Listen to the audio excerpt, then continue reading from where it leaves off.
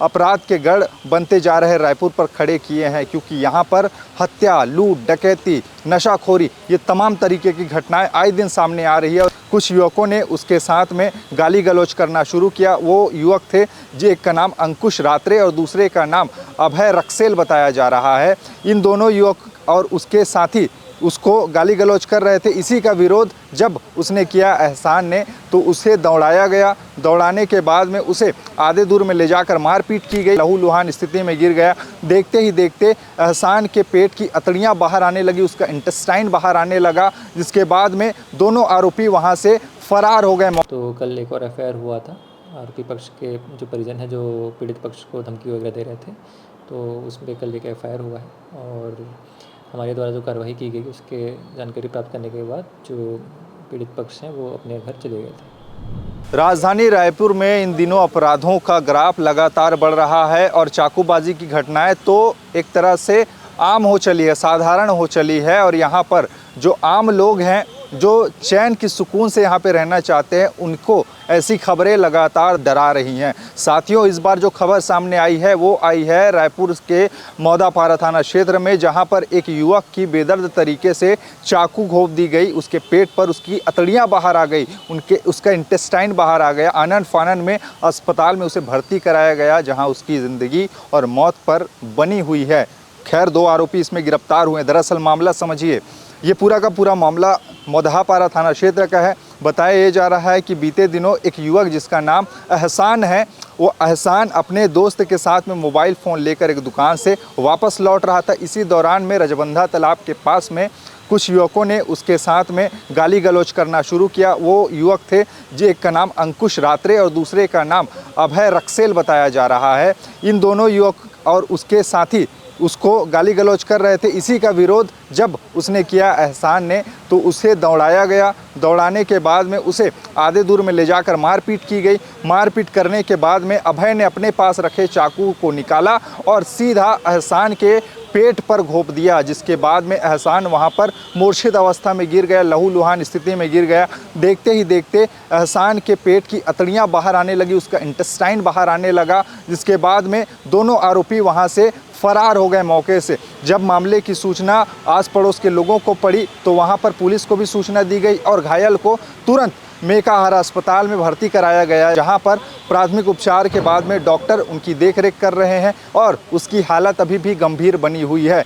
Police ने मामले की जांच पड़ताल करते हुए दोनों आरोपियों को, अभय रक्सेल और अंकुश रात्रे को गिरफ्तार कर लिया है और उसे न्यायिक रिमांड पर भेज ज़रूर दिया है। लेकिन कहीं ना कहीं इस मामले ने एक बार फिर से सवालिया निशान अपराध के गढ़ बनते जा रहे रायपुर पर खड़े किए हैं, क्योंकि यहाँ पर हत्या, लूट, डकैती, नशाखोरी, ये तमाम तरीके की घटनाएं आए दिन सामने आ रही है। और इन घटनाओं ने कहीं ना कहीं रायपुर वासियों के मन में भय पैदा किया है कि आखिरकार जो रायपुर कल तक शांति का टापू कहा जाता था, दिनों दिन इसकी हालत बद से बदतर क्यों हो रही है। यहाँ के युवा नशे की आगोश में आकर ऐसे आपराधिक कृत्य को अंजाम क्यों दे रहे हैं, क्योंकि जो अपराध करने वाले लोग हैं, जो युवा हैं, वो ज़्यादा उम्र के नहीं, 18 से लेकर 35-30 तक के उम्र वाले ही ज़्यादातर अभी अपराध के घटनाओं में शामिल हैं। और ऐसे में अब पुलिस और प्रशासन के लिए सख्त काम ये हो चला है कि आखिरकार ऐसे लोगों पर कार्रवाई करे तो करे कैसे, क्योंकि नशाखोरी एक सबसे बड़ी समस्या है। नशे के आदि वो व्यक्ति, उसका दिमाग, उसका मन